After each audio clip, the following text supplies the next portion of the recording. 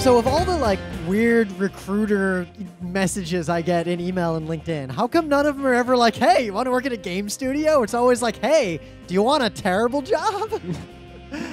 How come it's at least never like, hey, I realized that looking at your profile here that the job I'm offering is not better than what you have, so I'm not going to bother you. And then when you do get an email, it's like, oh, I actually have a better job than what you have there. Yeah. I mean, only one recruiter that's bothered me. It's like if you check someone's LinkedIn profile and it says like, oh, yes, they've been working at Disney World for 5 years. They're in charge of taste testing funnel cakes. Let's see if they want to be a janitor. Yeah, it's like you can't go to them and be like, hey, I got this great opportunity for you at Quasi-Pac Pastoral Tech in Connecticut, taste testing soda. It's like, that's not as good as funnel cake or Disney World.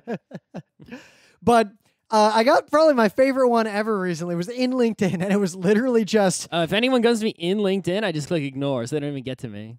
So this one was weird because it gave a salary off the bat and basically was a tantamount to an offer.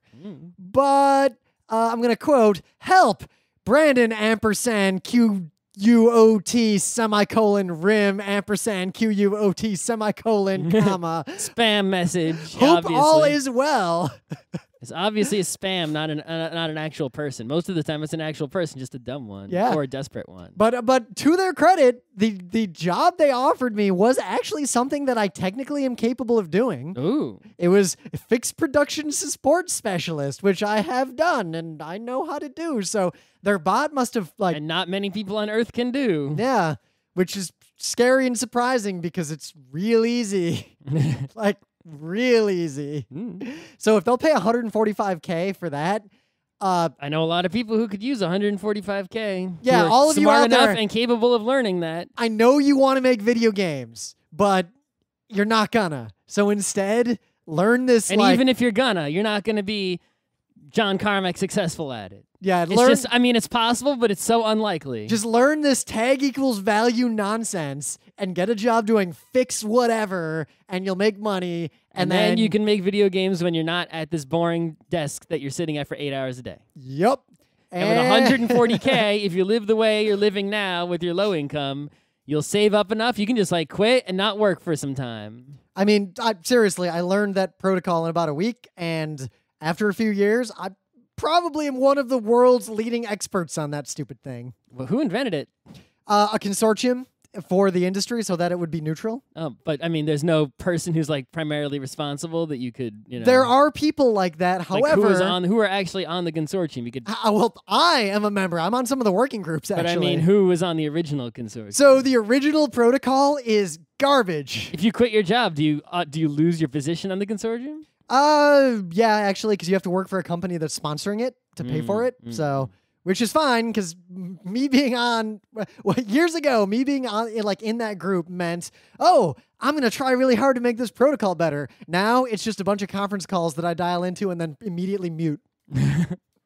Right now, but someone's on those conference calls talking. Yeah, and it's always either someone whose job at their company is to push the protocol in a direction for selfish needs, or people who are trying to get a job somewhere else and are trying to grandstand and show off.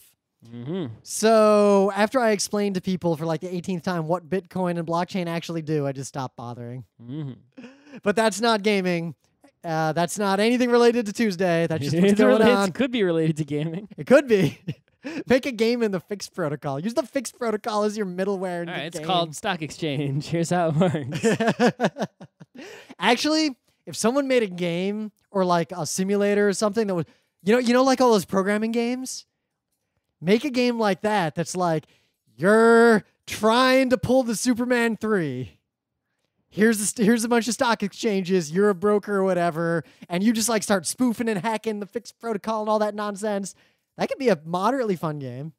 Anyway, got any news? Gaming news? There's a lot of little gaming news because this weekend that just passed, November, whatever it was the most gaming weekend that wasn't a PAX all year. I really wanted to go to a portion of that, but south of Staten Island is kind of far away. So let's talk about all the things that happened this weekend. Number one, smallest possible thing, the 20-sided store in Brooklyn, New York, which has been like sort of renovating and not having events for like a couple months. Yep.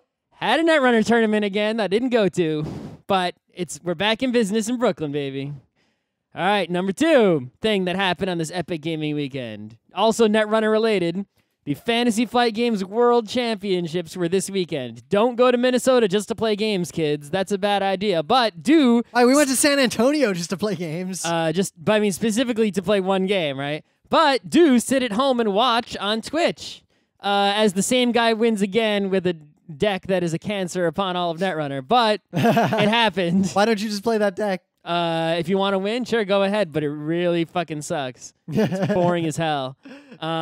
Dude, there's the era in Magic when you would just play like a red burn deck and it would beat 95% of people. This is worse than that. Anyway, it's not Netrunner.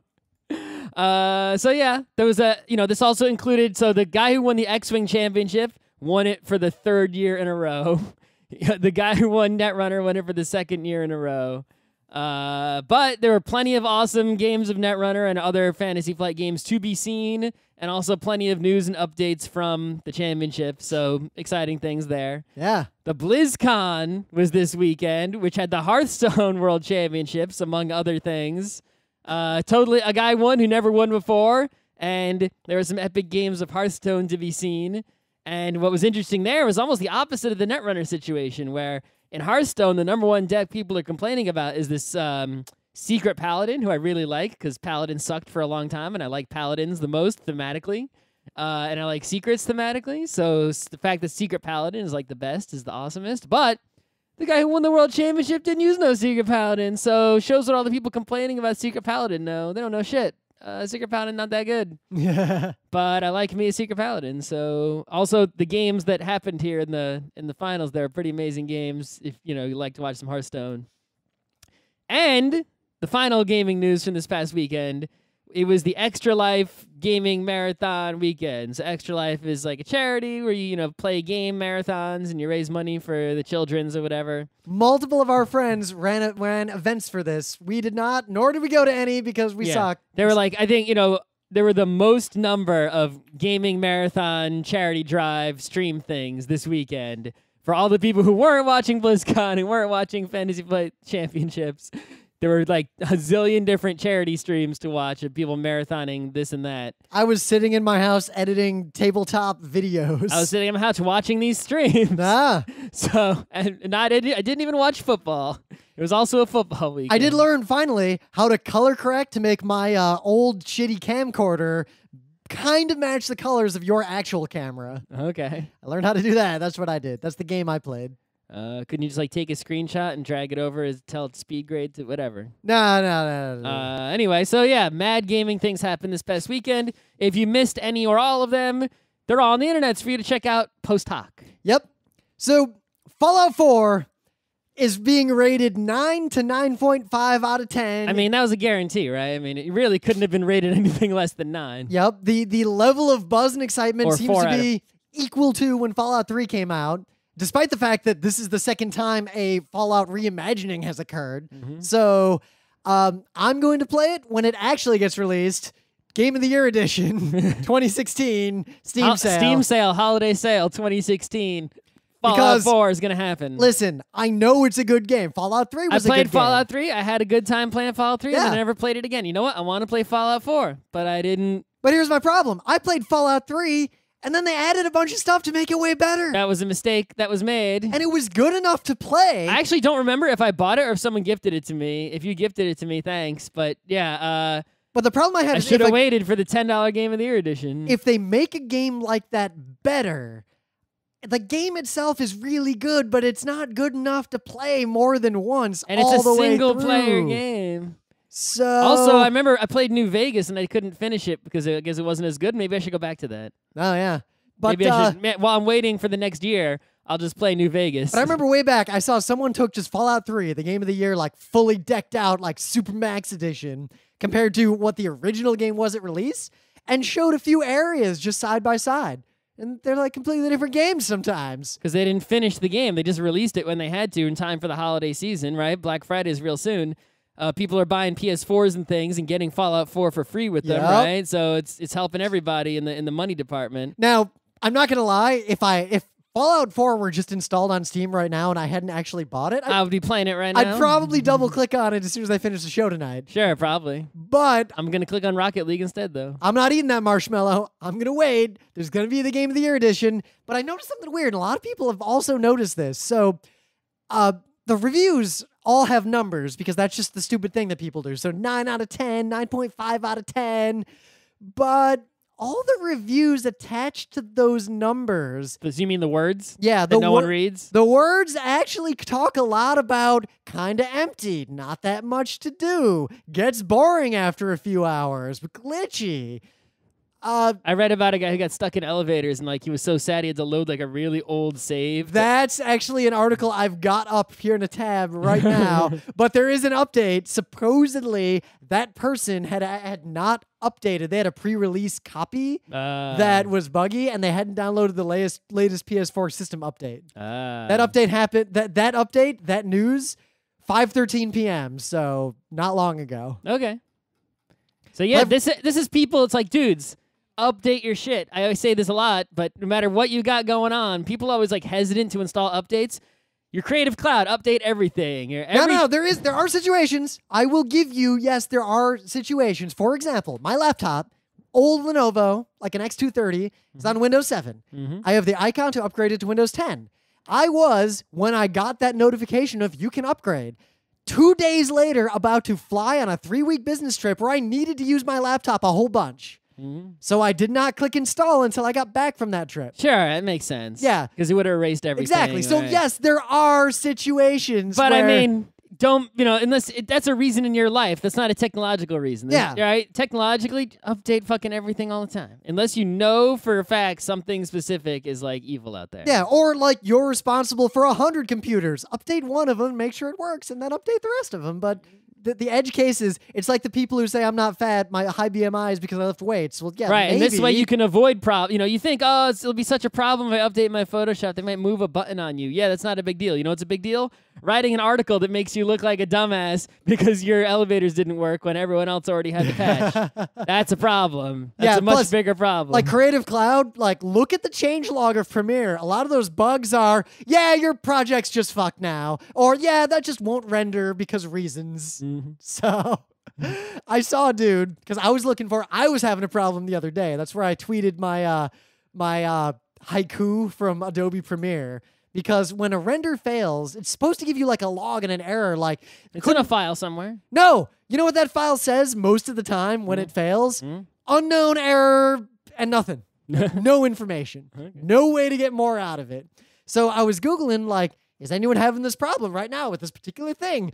And I found the Adobe forums are actually surprisingly good. Yeah, but I found a dude who was like, I'm having this problem. It was the same kind of problem, but he had a screenshot. I'm like, ooh. Because he was doing a similar thing to what I was doing. I click on his screenshot. He is clearly running like CS4 Premiere. And I'm like, dude, it's 2015. Just let it go.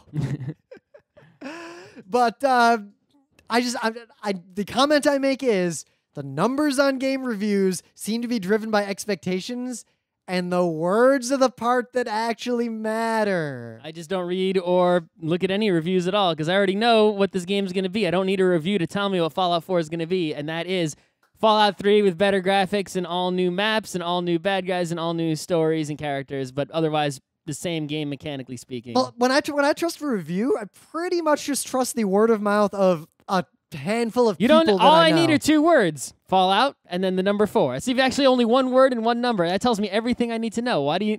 Maybe not. What if the game was transcendent somehow? Like they just went way overboard I or find out when I played it.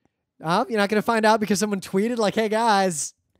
I'm sure I would hear it just through the buzz. I don't need to read a review. Anyway. Like it's like I'd hear a rumbling like, what, Fallout 4 is nothing like Fallout 3? It's a completely new kind of game? Whoa. Yep. But that's it. I hear a rumbling. But that would have been a news. But I didn't hear any rumblings. Therefore, all I heard is Fallout 4. Of course, I guess my perspective's skewed just from getting like press releases and sort of like following the meta ahead of things instead of like... Also, I saw their cute videos which talked about all the different stats. And those were really good videos. Those videos also taught me everything I needed to know. Those videos were on par with the Team Fortress 2 videos. I think they were better.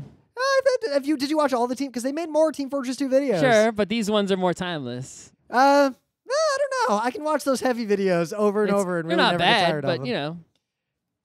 Anyway, The only other thing is there's a game out. I've not played it yet, but I will tell you now that it's one of those like short games that's going to be big. So if you need a game to do a panel about at a con, the game that you're going to want to do is called Undertale. everyone keeps rumbling about this, but isn't it just like a JRPG with like a 4chan styling? Well, it's interesting you say 4chan styling because I wouldn't say that. It's Or like a... So imagine an homage to Earthbound that's Okay. short and to the point without any repetitiveness. So it takes how many minutes? Like, It's like a 6-hour game. oh, that's short enough-ish. Yeah. Okay. But it's got RPG-style combat, except that combat actually ends up being platforming or shmupping or bullet hell. And it's got Isn't shmupping bullet hell? What's the difference? Well, sometimes you're platforming around obstacles with gravity. Sometimes you're flying a heart around, avoiding bullet hell. Sometimes you're flying a heart around, shooting at things. Oh, okay. That kind of stuff. It's got a great soundtrack, and it's got a lot of those. You know what RPGs have all those like dialogue choices and things that don't mean anything? Mm-hmm. From what I can gather in this game, everything means something. So every choice you make will have some effect on the game later. So there's nothing but Chekhov's But it could be guns. just a small effect. Yeah, but it's little things like there's a spider girl who attacks you. But way early in the game, there's an item that's like you go to this bake shop and for 9999 gold, you can buy a spider like pastry. If you buy one, she's like, "Oh, I guess you bought one of my pastries. Cool. I guess you're cool with spiders." Stuff like that. Okay. It's also got like real plot stuff, but if you want to play that game, I'd suggest playing it now-ish because it's going to be like Five Nights at Freddy's and the internet's going to increasingly go apeshit over this thing. I'm thinking the internet's already gone apeshit. I've seen this referred to all over the place. Yep. So if you're the kind of Who person made this thing? if you're the kind, well, I'm going to wait and do a full review of it, but because I'm going to play it because I'm kind of into this. But if you're the kind of person who is afraid of spoilers and that game looks at all like it's up your alley, just play it now because it's going to get spoiled. Like you How cannot can you spoil avoid it. something with so many possible endings with so many dialogue choices? Well, because there's some tropes and some themes and secret endings and also the delightful things that happen in certain situations. One of them was spoiled for me involving an inventory item called Annoying Dog. Oh, that's a Rim thing for sure. That Rim is likes so- dog and Rim likes annoying. So, Scott, I'm going to spoil this for you now. See what happens, guys? So, you come into this Don't room. care. There's this artifact, like a fancy artifact with a secret. You're like, yes. And if you try to pick up the artifact, it's like, can't pick up artifact, have too many dogs in inventory. Mm-hmm. And so you go to your inventory, and of course, you do have that annoying dog. So, if you drop the annoying dog to get rid of it, then the dog's just on the screen with you, and it runs over to the artifact, merges with the artifact, and just runs away. The end. And it plays a really great song while it does it. Go in a different room, drop the dog. Yeah, I don't know. I haven't played the game, but I'm gonna. All right.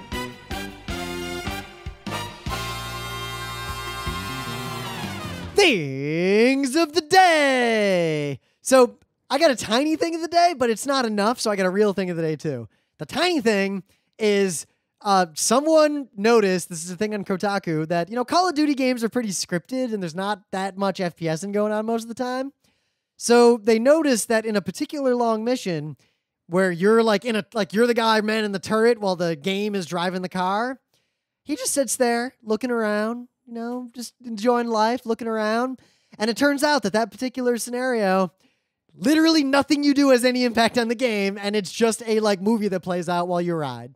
So you might as well just not even shoot. Just kind of enjoy the experience, enjoy the scenario.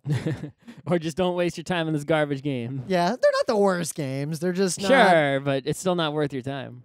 What if you were unemployed and wealthy and you'd beached enough? Like now it's cold.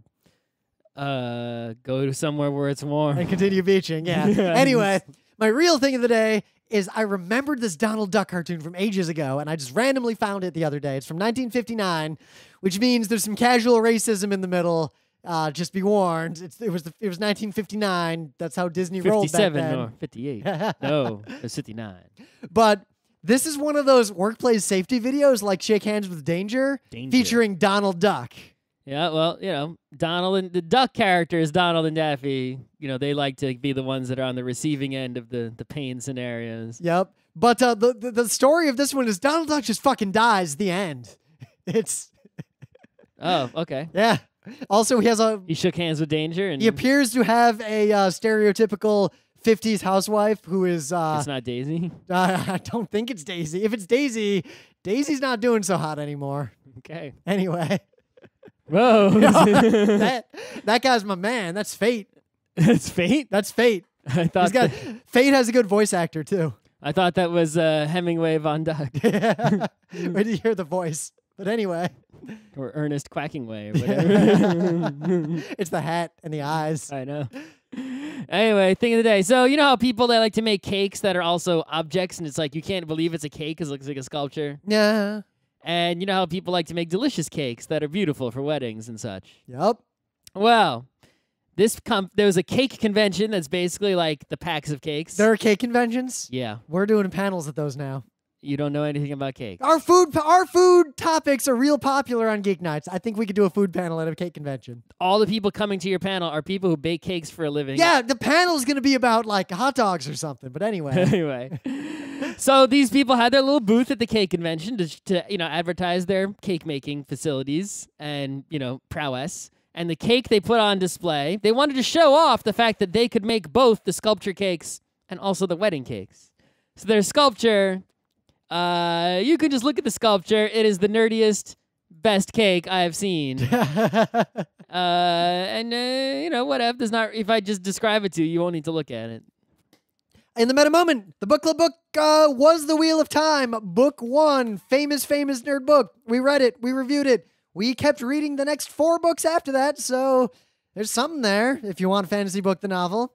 We'll probably do a nice little follow-up episode of the first 4 or 5 books or so. We have a Patreon. If you give us as little as just $1. Just 1 penny. $1 a month. You can't give a penny. You gotta live at least $1, I think. $1's worth a penny. You'll get some stuff. Go check it out. We re-released the original Geek Nights t-shirt, and let me tell you, the printing technology of this version of the t-shirt way better than what I was able to put together back in 2007. Oh, do we actually have one? Yeah, so there's 2 colors now. You can get the shirt in cranberry, like that red, or gray, and it looks great. It's also got the little Geek Nights logo on the back, like we always wanted to do, like PAX does, or Penny Arcade. That's not bad. And it, unlike what we did before, where we had 1 die that we paid for, basically, for the silk screening, so it was the same size no matter what, Amazon just handles it, so there's 3 different kinds, like man, woman, youth, and a million different sizes, and they actually scale the images to work for all of them. That's cool. Yeah. And I don't have to keep a giant crate of t-shirts in the apartment and take them to the post office every day. Well, if you want to waste your money on a shirt, you can go get a different one that looks a lot better than this one. 6 people have bought our shirt. It's a pretty good shirt. Why? Just go on. For the same money, you could have gotten a nice, awesome threadless shirt or something. Or what's a really good shirt these days? Really good shirt these days? A shirt with your favorite sports team on it, just not the Eagles.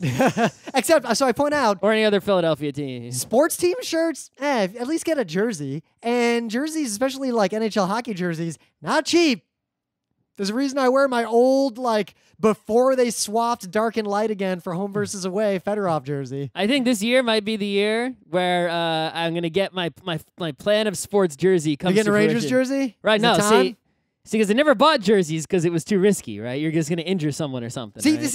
you New York sports fans, and you can't, that is not a concern in the Midwest. And you can't get a jersey of someone with a short contract. It's got to be someone who's going to be there for a long time. Yeah, if I get my Tanner Glass jersey, I'd already be fucked. You can get a jersey of someone who's not playing anymore, like an old veteran who's already the best, right? So my plan. See, that's the salary cap problem. In the old days, good person on a team, they're there forever. Right. So I'll get a Rangers jersey, but on the Rangers jersey, it's Ruben? No, it's not gonna say Ruben. It'll say number 10 Manning, and then I'll get a Mets jersey, and on the Mets jersey it'll be 11 Messier. That is actually a really good idea. Right? And then I'll get a Giants jersey, and the Giants jersey will be 5 Wright or Harvey or some Mets player, and that way You can wear like one jersey. I don't have to wear the Rangers jersey to MSG. I could just wear my Mets jersey to MSG that says 11 Messier on the It's back. bonus points Or- because someone who notices what's up. If I go to a Rangers game wearing the Rangers jersey, it still says 10 Manning on the back, so people will be like, "Oh, Giants fan." So And they then changed the format of NHL jerseys. So I got my old Fedorov jersey. I gotta figure out what size because they're all designed to have pads under them and shit. So what I'm gonna do is I'm gonna get a Rangers jersey this year because the Rangers are doing real well so far. oh, look at this front runner. You don't even have loyalty, let alone superstition. What about? I've been loyal to the Red Wings my whole life, and I still am. They're my Then number why are one. you buying a Rangers jersey? Because they're my number 2, and I've lived in New York for a long time. Yeah, okay. I got a lot of number 2s. I'm not gonna ever buy a jersey for any number 2 ever. The thing is, I got to admit, I want the Red Wings to win the Stanley Cup. I don't think this is their year, but the Rangers, I think, have a real shot. The trick is with the Rangers jersey, you got to buy the one that doesn't say Rangers on the front. It has to be the one that says New York on the front. Nah. That's the key. See, I don't buy your New York cursing issues here. That's the problem. Yeah. But so my plan is the You New haven't Jersey. you don't know enough of the history of Yeah. what's happened. The Red Wings jersey will fit over the Rangers jersey. So if I go to a game that matters, like if it comes down to Red Wings Rangers somehow, I can wear both. And as soon as the Red Wings lose, I can take that off and reveal my Rangers That's jersey. the worst thing I ever heard. But I'm a fan of both teams. That's the worst thing I ever heard. In fact, I'd be okay if this. Yeah, well, no. There's some teams I would not be okay with. If winning. someone started beating you up in the parking lot or sidewalk, Look, as long as I would just let them. as long as And if Philadelphia. And if some cops came to stop it, I'd be like, whoa, whoa, whoa, hold up. That guy who's wearing both jerseys, he'd be like, oh, okay. And they'd wait a minute before they took care of it. As And they'd long be as right to do Philadelphia, so. the New Jersey Devils, or the Avalanche don't win the Stanley Cup, that's really all I care You don't about. have to worry about the Avalanche. No, I don't. They're done. They've pretty much been done for a long time. Anyway, so we've talked about this when we've reviewed other like games in general many, many, many times. We actually submitted to a lecture on this at PAX Prime, but they wanted our esports lecture instead. So we've keeping this in the wing. We might do this as a straight up lecture at a future convention, maybe PAX South or maybe MagFest. But rules of games are a real important thing. And especially when it comes to Kickstarter tabletop games, I feel like that is like the first thing that they seem to fuck up. And I don't know why and how it is that like the rules of a game are actually the hardest thing for people to deal with. Because people don't want to read the rules, because reading rules sucks. But look at this. It's a problem across all kinds of games. So tabletop, you have the situation of no one wants to read the rules of the game. Because reading rules is not fun. It's a pain in the ass. You just No want one to play. wants to teach the game. But teaching is not so bad if you know the rules already.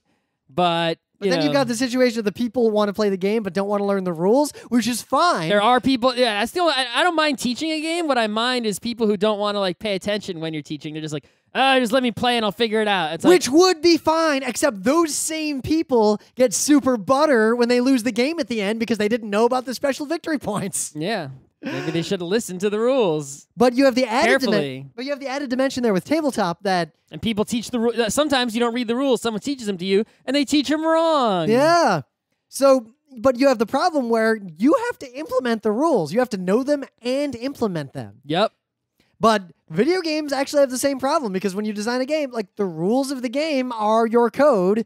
And independently, there's also the argument that the rules of the game are what information you give the player to where they will then assume things about how the game behaves. Well, it's the Mega Man video, right? The guy points out how Mega Man X, you don't need to know the rules. You don't need to read the instruction book to play Mega Man X. You just start pushing buttons. And, I like to imagine, the rules of a video game or any game as sort of like these walls encircling. Right? Yeah, like rails, or like you're playing bumper bowling. Right. It's like imagine, the entire universe is a big white sheet, right? And you can do anything except the laws of physics are on the edges keeping you in, right? You can't do things that break the laws of physics, but you can do anything else. Those are the rules of the universe, these walls. Well, and a game is a much smaller space. So inside the laws of physics is another wall, right? A circular wall you can't get out of. And that's the rules of a particular game. And so you're inside these walls, and you don't know the rules to the game. You can't see the walls. You don't know where they are, but you know that they exist. So you start moving around and exploring the space of what will this game let me do, and eventually you bump into a wall. So like, for example, you're playing Super Mario Brothers. You press A, and you jump, and you're like, oh. Boing? you can see Mario jumps that high. That's one, you just encountered a wall, and you're sort of, as you're exploring this space, you figure out, by sort of putting your hand against the wall and pushing the limits, right, where the walls are. You can learn a video game that's simple enough just by trying and trying and trying and seeing what the game lets you do. And even complex games. And you don't need someone to teach you the rules. You don't need to read a rule book. You don't need someone to tell you where the walls are, though that could help. It's not necessary. You don't need those tutorial bullshit that's in every game these days, because you can just explore the rules space and discover the rules of the game. But if a game is too fucking complicated, like, I don't know, Europa Universalis, whatever. Yeah, or even Subterfuge. Right. You need something to read to tell you what things do. I mean, you could explore because the game's code is keeping you in. You could explore and figure out the rules, but if you do, it'll take so long because the shape of those walls are so complicated. Well, like with Europa Universalis, I remember we were trying to play a game with a bunch of friends, and I see all these sliders of political stuff, and I'm like, huh. And I take one and I move it a little bit, wondering, I wonder what that'll do. And suddenly, like, all my people died and everything was over. Right. And that didn't help me. That didn't tell me where the wall was. It just killed me. Exactly. So the game is too complicated, even though you could theoretically explore to figure out the way the game works because it's a video game. It's just too big. There's too much going on. It's not a nice, simple Rocket League that you can figure out. Now, the worst thing is a single-player, non-competitive game can have the same sort of adverse problem. So imagine this. Imagine a game like Fallout or like a very long-form game where like it's a long single-player 20, 30, 40-hour narrative. Tactics games and Fire Emblems and things have these problems a lot. The ogre battles. Like, yeah, you can play the game and bumper around and you're fine. But then you get 20 hours into the game and find out that, because you didn't do the magic thing 18 hours ago because you didn't know because blah, blah, blah, blah, blah. Now you can't do the other thing. Fuck you. Start over. Yep. And no. The answer to that is to not start over. The answer is not play games like that. Exactly. That's why people want strategy guides and facts for games like that. Well, I think a lot of those games are made in such a way as to intentionally sell a strategy guide, Ogre Battle 64. Ogre Battle. 64 specifically. Yeah, where you have to like go Ogre Battle. If you don't know, Ogre Battle 64 is like an in-game calendar and clock that is always progressing.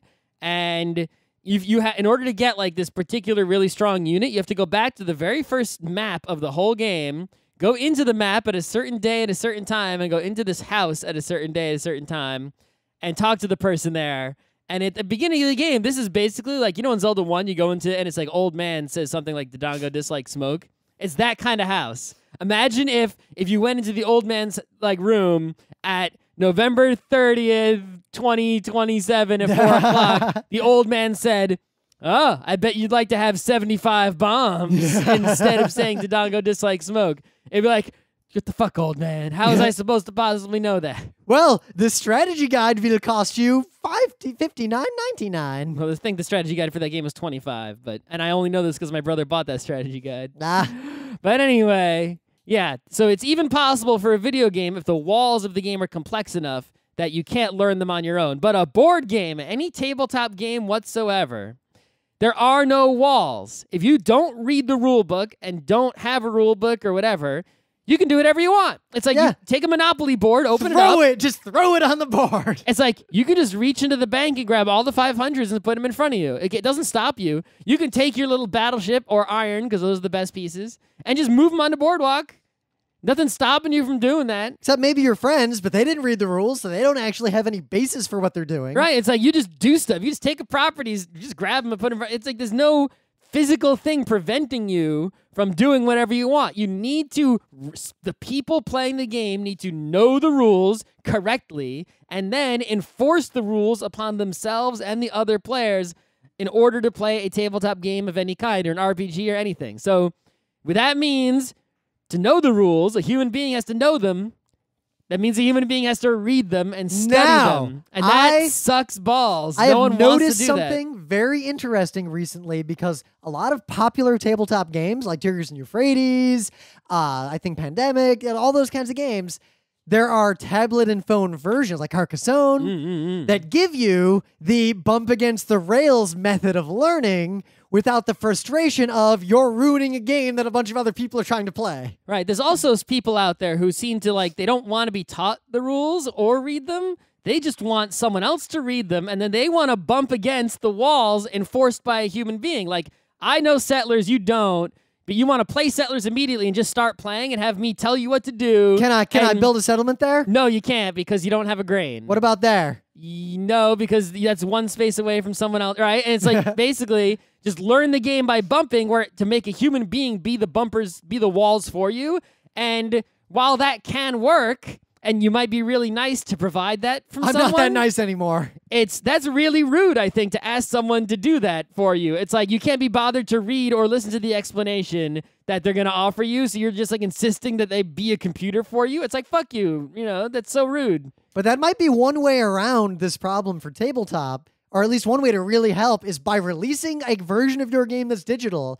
It's not the same fun experience for a lot of reasons. Like, the UX is not there. Right, but people who play Carcassonne on their iPad can then play Carcassonne in person with a lot less trouble. Yep, but at the same time, I've noticed that those kinds of people will often miss a rule or not actually understand how something goes down. Because this is something I noticed too, because a lot of people play these janky, ghetto, non-official online netrunners, and especially when a game automates something for you, without you doing it explicitly, when you play in person and you have to actually do something, you may not realize after playing it digitally that was a thing. For example, you play Carcassonne just on your phone, and you get to the end and there's scoring and it's done. You might not actually fully realize how farms are scored. And there's also 3 variants of how to score farms. Right, and if you play, Netrunner, it's like a lot of people come to play Netrunner in person after playing it with some janky online thing.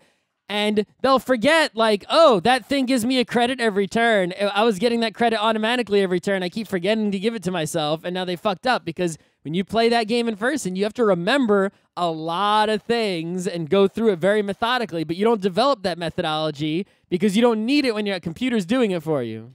Now, I feel like there's a whole separate topic we could do if we did that lecture, for example, or just in the show, on writing rules, which actually has 2 factors again, because if you're looking at a video game, effectively, writing the rules is either the game design itself or what you present to the player, be it a rule book, tutorials, bumpers, Mega Man, whatever it is, to give the person the map to the game.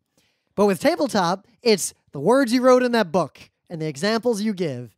And pretty much every Kickstarted tabletop game I've ever seen, with very few exceptions, has the second worst rules ever. Hell is being the worst. Well, some things you can do if you're making a tabletop game these days, if it's not like a giant RPG with 1 million rules, you can make videos on YouTube explaining the rules, which might be better than a rule book and might be more helpful, but there's still someone has to watch it and pay attention to it and comprehend it. Right? I mean, just look at the stupid Will Wheaton tabletop show. That's how many times they got the rules wrong. Yeah, they had one job. Yeah. And they couldn't do that. Their only goal was to play a tabletop game and teach you how to play it, and they couldn't even manage that. Yep, I think we ranted about that when it was in news, so we'll pass on it again. Yeah, you can go read about all that. But it's real simple in a lot of ways. It's just people don't put the care into it. It's like the people who are writing the rules to tabletop games lately, in the US especially, it's like they've never read the rules to the old classic German games, which had very, very well-written rules. You got to look at it like an RFC. There's pretty standard language for describing a process. Use terms like may not. Really, you only need is may and must. You shouldn't use things like shall because that's a little ambiguous, right? Yep. May and must are the key words. Yep. Never, always. On your turn, you may draw a card at the start. You must discard a card at the end. That is unambiguous. Mm-hmm. Your language has to be unambiguous. I feel and like... then there cannot be situations where, what if it's like, all right, first you play a card, then you draw a card. That's your whole turn. Play a card, draw a card. Well, what if I play this card that says draw 2 cards? Do I still draw a card at the end of my turn because you said I had this and that? And it's like, there's a maximum hand size or not? It's like, it doesn't say anything about whether there's a maximum hand size. Oh, I guess I just have this giant hand of cards now. And the answer is yes. You should, when you play a game, when you read the rules. It's like, for example, if you wanted the people to have a no maximum hand size, you can't just not say anything. You actually have to say, oh, yes, you may have as many cards in your hand as you wish. You need to be explicit about every single detail so no one can possibly have any questions or contradictions of any kind whatsoever. You also can't bury that shit in the middle of a paragraph describing something else. Yeah, the structure needs to be step 1, the objective of the game. The objective of the game is to win. 2, well, what constitutes winning? You win by collecting the most victory points at the end of the game. Right. Then the setup of the game. Take these X pieces, arrange them like this, $20 to each person. Everyone starts with the 2 cards in their hand. Well, these are what these pieces are called. Yeah, the oldest player goes first. This is a merchant, this is a trader, this is a dog. Right. Then turn structure. Do these things in this order very specifically, so on and so forth. First, you may do this. Then you may do one of these, one and only one. That is one of your favorite terms. One and only one of these 3 possible actions. Right. Then you say what constitutes the game ending. The game ends when someone runs out of dogs or there are more than 20 dogs out on the board. And then you say how to determine who won after the end has happened. Add up the victory points in this specific order, this specific way. Whoever has the most wins. In the case of a tie, have a fist fight. Okay, and the winner of the fist fight wins. If the fist fight is also a draw, then rejoice in your shared victory. Right? That's how you write. Every tabletop game rulebook should be written that way, ever. If your rulebook does not follow that basic format, either you are a genius or, more likely, your game sucks. It's the old cliche, right? You can break the rules once you know the rules. Yep. If you've already mastered the rules, then you're allowed to break them. Yep, that applies to every profession in the world. When I took music theory classes, the professor was like, these are the rules of writing music. If you follow those rules, you are guaranteed to result in music that a human can listen to and not want to vomit. If you break these rules, may God help you. So there are common mistakes I see in tabletop, but also RPG rules. Yeah. Common mistake number 1, writing the same rules in like different places in the book, so people can't, when people want to look something up, they can't find it, or it's in 2 different places and it's worded slightly differently in both places. Luke. And they're sorry, Luke. And they're like, oh, God damn it. They're so pissed off. If there's a rule about, say, the dogs, all the dog-related rules should be in the dog section. You can reference and restate those rules in other places. With the exact same language, not differing by a single word. But all the rules about dogs have to be in the dog chapter. Every single one. There can be no exception that is not in the dog section regarding dogs. That's right. The other common mistake number 2, not accounting for all possible game states. Yeah, there might be a scenario where, oh, well, okay, we've read all the rules and we're playing the game. Oh, wait a minute. There's 3 guys in that place and 2 guys in that place, but the rule says that, wow, that's not a possibility that the rules accounted for. I don't know what to do now. Now, this is handled, 1, by being super clever and actually playtesting your game so thoroughly that the odds of a situation that could occur actually occurring at some point approaches 1. But even if you don't do that, there's a pretty easy way out. You've got to have a very consistent guiding principle in the rules so that if there is an unaccounted for situation, the rest of the body of rules combined allows players to deduce the correct behavior. Right. Imagine if there's a game with cards and one card said, get $5 no matter what, and another person had a card that said, cancel someone else's card no matter what. Which no matter what wins. And now you got to go through the rest of the rules and see how similar situations are handled. And if your rules are well written, any edge they'll case, be able to look up that particular card in the reference in the back of the rule book, and it'll say, aha, no matter what cards cannot be beaten no matter what, even by other no matter what cards. So Glory to Rome is a great example of this. It actually has really well-written rules, despite the fact that somehow everyone fucks up this game and plays it wrong. But they don't read the rules. Yeah. If you don't read them, it doesn't matter how written they are. But if you read the rules of Glory to Rome, they have a very clear guiding principle that if a card ends up doing something crazy, yeah. Like, everything is absolute. The rules make it very clear that whatever happens, happens, and that is absolute. If it seems broken, well, yeah, go for it. So, independent of that, later in the other section of the book, it lists every single card in the game, explains that card in deep detail, deeper than you think you need, and it then lists pretty much every possible interaction that card could have with another card that might be strange or difficult to parse. So by having both a consistent guiding principle and very clear examples of all the interactions, they covered themselves 100%. Yep. And the few situations that aren't covered by those rules, and there are a few, are easily decided by a reading of the rest of the rules. Like it talks about, like, if you look, and the thing is, they do it both ways. I'm pretty sure they do it both ways. It's been a while since I read that rule book, but like, let's say there's the sewer and the latrine. I don't even know if those cards work together or not, but I forget what the latrine does. But let's say Great example. Yeah, let's pretend that they work together, the sewer and the latrine, because it makes sense that they would based on their theme. Pretend it's not even Glory to Rome, just in case I'm, being stupid. No. If you look in the sewer card, in that reference next to sewer, it'll tell you the rule for interacting with the latrine. And if you look in the latrine section, it'll tell you about the sewer. Yes. In exactly the same language. That way, no matter which one you look up, you'll find it, and you won't be like, derp, derp, derp, derp. But number 3, common mistake number 3, inconsistency. That only works if your rules are actually consistent. If you have rules and then you have the list of examples, but the exceptions and the interactions don't really, they don't make sense. Like, you read them and like, oh, that's weird. I guess those two cards just work a different way. One, that usually means the game failed in playtesting and the game designer just kind of made a hack. And 2, the game probably sucks. Inconsistent rules are worse than missing rules. The more mistakes a rule book has like this, you clearly, the less thought and the less testing the people who made the game put into it is a sign the game is probably not good and not worth playing. That usually comes out of, I've seen this happen. It's very rare you see a really good game with really poorly written rules, and it's really rare you see a really bad game with really good rules. When I see a popular game that has bad rules, or especially a Kickstarted tabletop game, usually what I think happened is they had mostly their friends playtesting the game.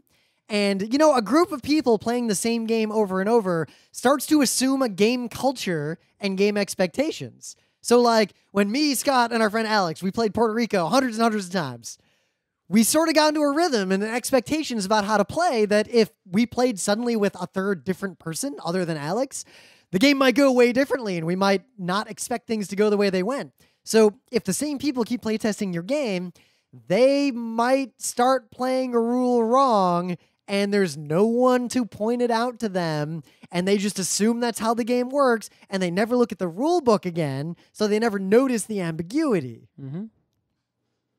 The inconsistency is also a problem in general in terms of if your rules have a lot of exceptions. Like, if your game is relatively simple, like it's a standard German-style tabletop game that takes 1.5 hours to play, but your rule book is 40 pages long, the game's probably overcomplicated and poorly designed. Yep. The rules should be pretty succinct. If a concept can't be explained succinctly, most likely there's something wrong with your game. There's also a lot of situations I forgot to mention this earlier, right? With video games, especially, where there are hidden rules that you couldn't even if you bumped into every wall, it would be so next to impossible to figure them out because they're hidden. For example, if you give somebody a brand new game of Street Fighter 2, they might see that Ryu is throwing Hadoukens at them. Yeah. But if there wasn't printed on the cabinet how to do a Hadouken, there's no way that they would ever figure that out. How would they ever figure out how to do it? It would be so difficult. Trial and error, game facts. Like, they're smashing the joystick around. One might pop out, but they won't know what they did. And then even if I see people, they'll use diagrams, right? And the diagram shows the joystick making the quarter circle and then the punch button. And there'll be usually like a plus sign in between them. Doesn't tell you about the timing. Right. Even if you have that, right, you might know, okay, I'll move the joystick down to the bottom, then make it a quarter circle, so now it's facing forward, and then push a button. Wait, do I push the button after the stick reaches forward, or just as the stick reaches forward? Or do I hold the button down the whole time while I'm moving the stick in this motion?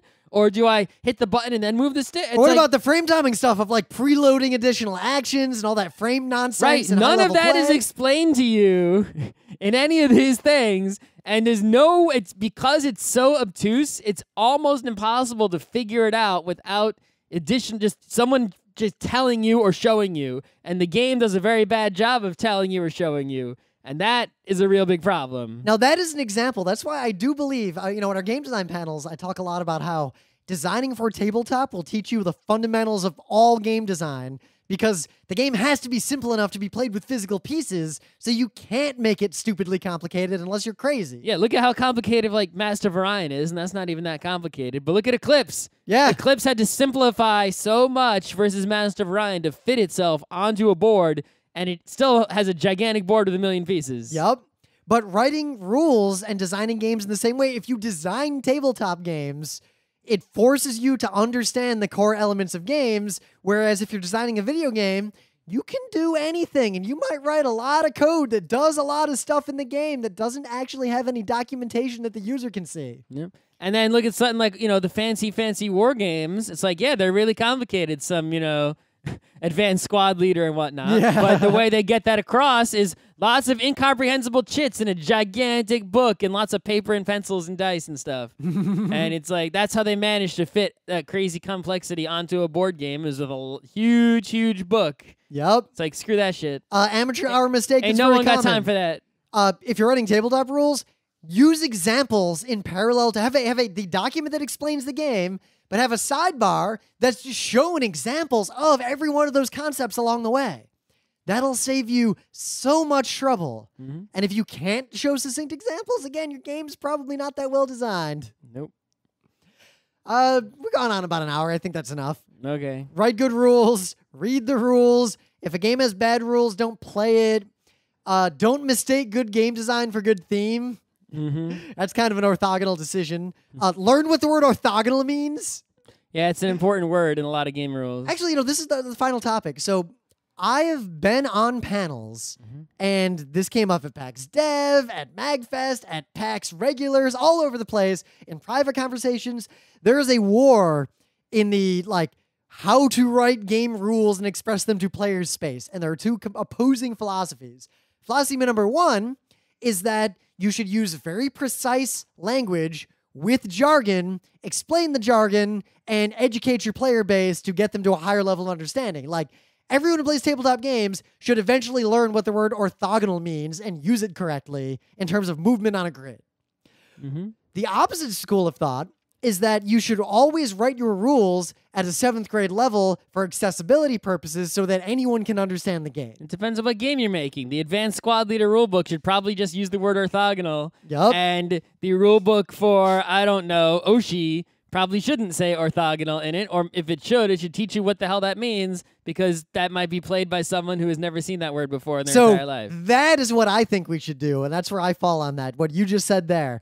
You should use the jargon. Are you really words. going to say that the Advanced Squad Leader rulebook needs to explain the meaning of the word orthogonal? Because I don't think so. You may want to have a glossary in the back, but at least for a mass market game, Right. you should use the jargon to explain. Like, you should say it is a draft. You should use those terms, but your glossary should explain what those mean so that, one, you're basically educating players. If more people playing tabletop games know what the word orthogonal means, then we're all going to have a good time. Mm-hmm. It's going to be a lot easier to get people to learn games. And if you want, you can always put,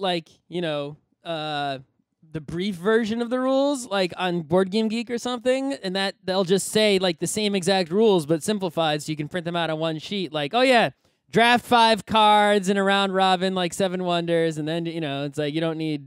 Oh, along those lines, last amateur hour mistake. Have a section that's usually on a single page by itself that explains all the numbers and fiddly bits you need to set up before a game. Like, how much money does everyone get? Wait, how many cards do we draw at the start? Yeah, I can't express to you how hard it is to figure that out for most tabletop games. We look it up every time for Bonanza. How many cards do we start with? I just wrote it in permanent marker on the inside of the box. Good idea.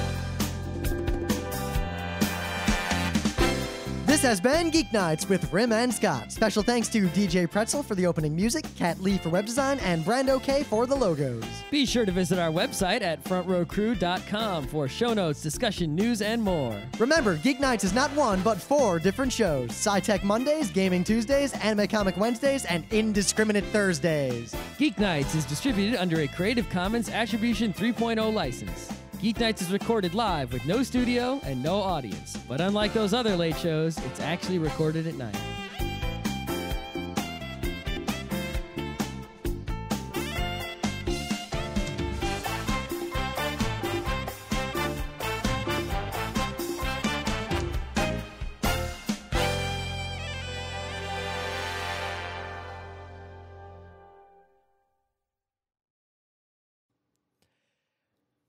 And as promised, because I said in the Patreon, quote, this is super dumb, and if you support us this much, Rim will say your name at the end of each episode after the credits, along with some ultra dumb stinger content. We're talking Rims. YouTube likes dumb. So without further ado, in order of the amount of money that you're giving to us on a monthly basis, one person is definitely gaming this system, which is beautiful. Rebecca Dunn, Nicholas Barlow, James David White, Christian Kuntz, Jessica L. Barlow, Mechanical Mind, Brian Cedrone, Rochelle Mantanona, Finn Eric Solverod, Rim Eats Poop, Edgar Mendez, William Eisenrose, Chris Midgift. I dropped my microphone. Chris Knox, Flame Darkfire, Samuel Cordery, Daniel Redmond, Chris Haddad, Doug Snyder, Sean Klein, Chris Reimer, and Thomas Hahn. I can't express to you how stressful it is to try to read a whole bunch of people's names in a row and not really butcher the pronunciation. And now I present to you the opposite of a moment of zen, the thing that I just do at the end of all these episodes. All of the food in Toronto is made of edible oil products. They don't have bagels in Toronto. They have donuts. Donuts made of edible oil. I don't like donuts. They don't have bagels. I don't want to go to Toronto. People don't have faces in Toronto. They have cigarette ads instead. They listen to your phone calls. There's a tower in Toronto that controls people's minds. It's illegal to possess brightly colored balloons in Toronto. Illegal to own brightly colored balloons. All of the children in Toronto must wear suits. Even the girls, 3-piece suits. The buildings in Toronto have no windows. I don't want to go. Everyone lives in subterranean caverns filled with donuts made of edible oil.